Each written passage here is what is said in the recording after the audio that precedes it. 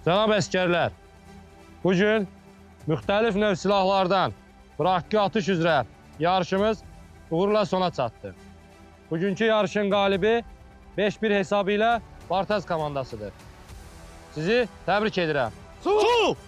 Şəxsiyyət təlimatçıların sərəncamında.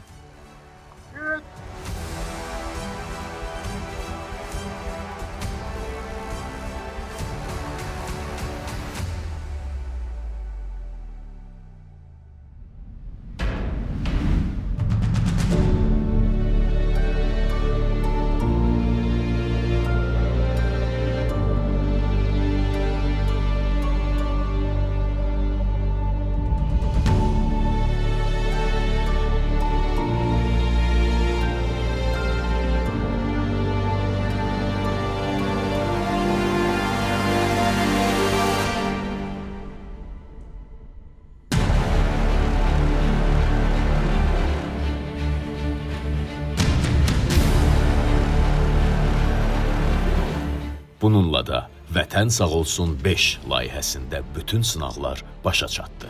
Növbəti buraxılışda həm komanda, həm də fərdi qaliblərin adlarını öyrənəcəyik. Çətin səslənsə də komandirlərin diqqətindən heç bir amil kənar qalmayıb. Odur ki, qaliblərin kim olduğunu öyrənmək üçün növbəti sonuncu buraxılışımızı qaçırmayın.